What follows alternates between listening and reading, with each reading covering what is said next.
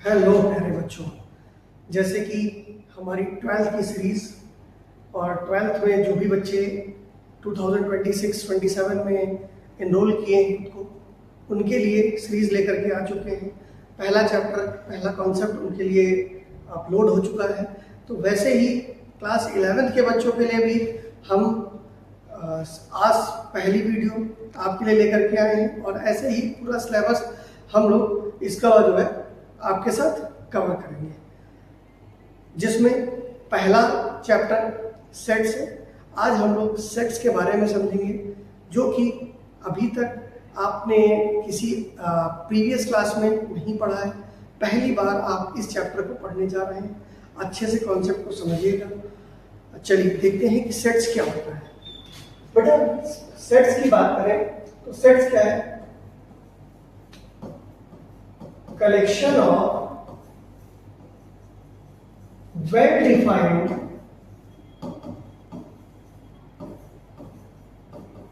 Data और any certain values that are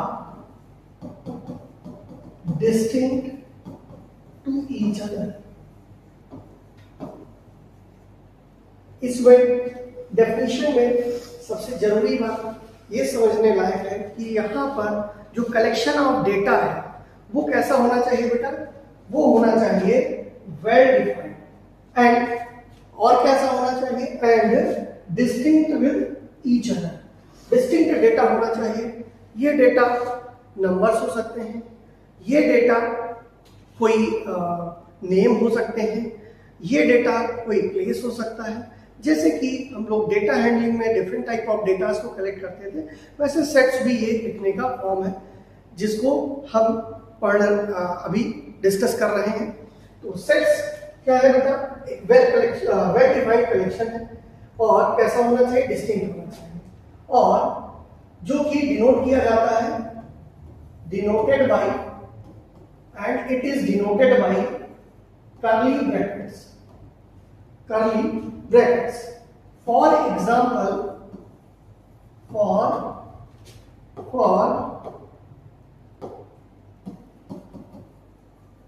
for example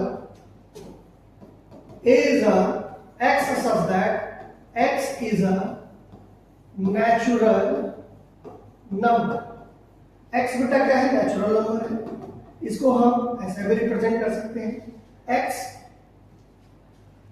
इसको ऐसे भी रिप्रेजेंट कर सकते हैं 1 2 3 4 5 एंड सो ऑन। अब बेटा इसमें जो डेटा है वो वेल डिफाइंड है। आप कहीं भी पढ़िए, किसी टीचर से पढ़िए, किसी बुक से पढ़िए, बट नेचुरल नंबर की डेफिनेशन और नेचुरल नंबर्स के नंबर्स बदलने वाले नहीं है। इसीलिए हम कहते हैं ये वेल डिफाइंड डेटा है। साथ में यहां पर डिस्टिंक्ट डेटा है। 1 2 3 both are different with each other.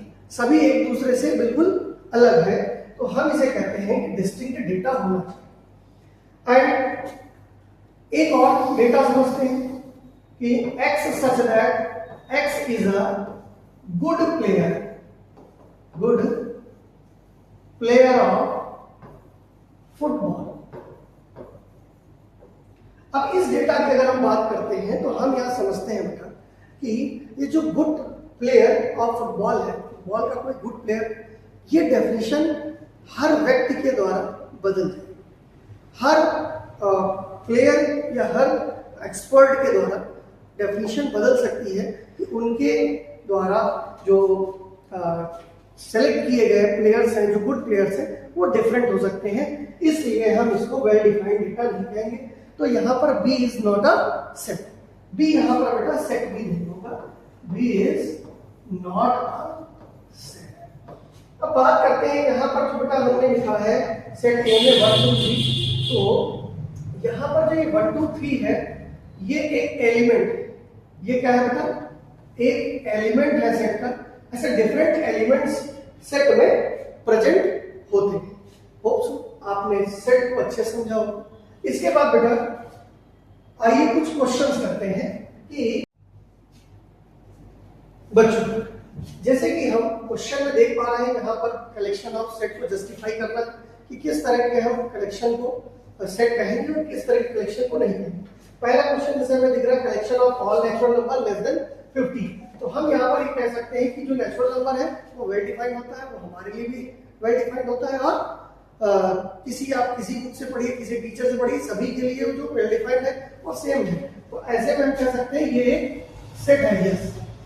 Collection of good hockey player person to person vary कर सकता है और ये एक वेल डिफाइंड डेटा नहीं है, इसलिए हम इसको सेट नहीं कह सकते हैं। बात करते हैं collection of all girls in your class. आपके क्लास की जो गर्ल्स हैं वो फिक्स होती हैं, जो भी होंगी वो वेल डिफाइंड होंगी, इसलिए इसको बेटा हम सेट कह सकते हैं। ये क्योंकि यहां पर ये कह रहा है आपकी क्लास की, तो जिस भी बच्चे का क्लास डिफर करेगा तो वहां पर हम ये बात कह सकते हैं कि यहाँ जो है जो सेट बनेगा वो उसके अकॉर्डिंग वेल डिफाइंड है।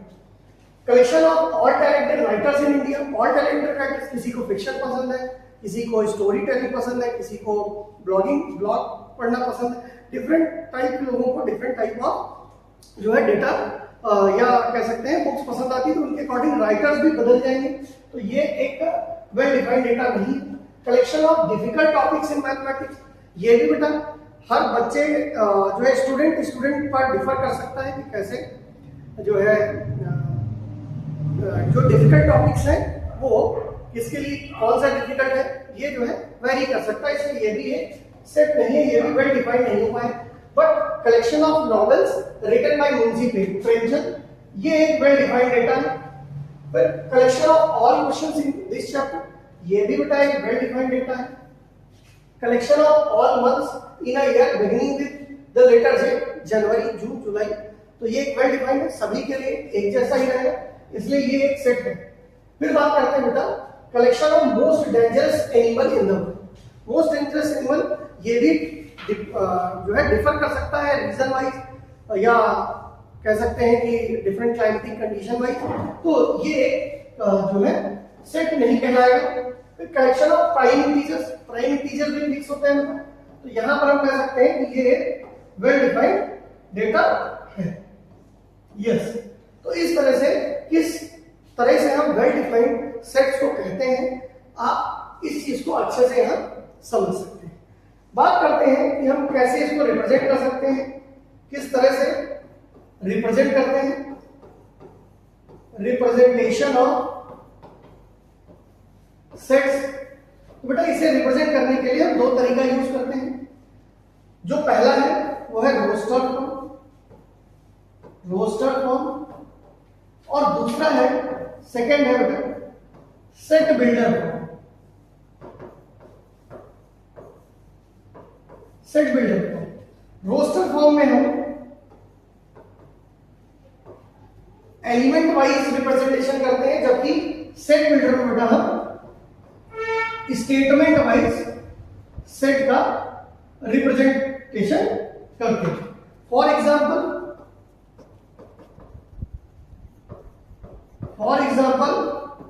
Set of all natural numbers, तो ये हो गया एलिमेंट वाइज, ये हो गया बेटा element wise and so on. और इसी को स्टेटमेंट के हिसाब से अगर हम समझेंगे तो स्टेटमेंट के हिसाब से हम इसको रिप्रेजेंट करेंगे a is equals to x such that x is a natural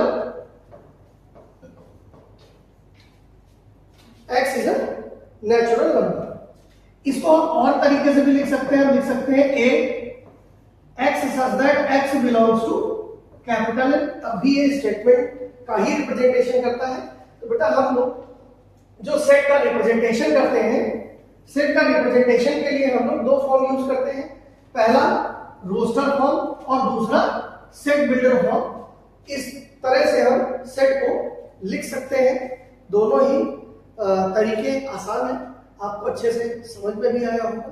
hope so set का बेसिक कॉन्सेप्ट और कैसे किन कलेक्शन को हम सेट कहेंगे ये आपने बेहतर ढंग से सीखा होगा। अगली वीडियो में हम टाइप्स ऑफ सेट्स और उन पर बेस्ड क्वेश्चन भी समझेंगे। इसको आप अच्छे से समझिए। कोई प्रॉब्लम फेस करते हैं तो आप कमेंट सेक्शन में हमें जरूर बताइए।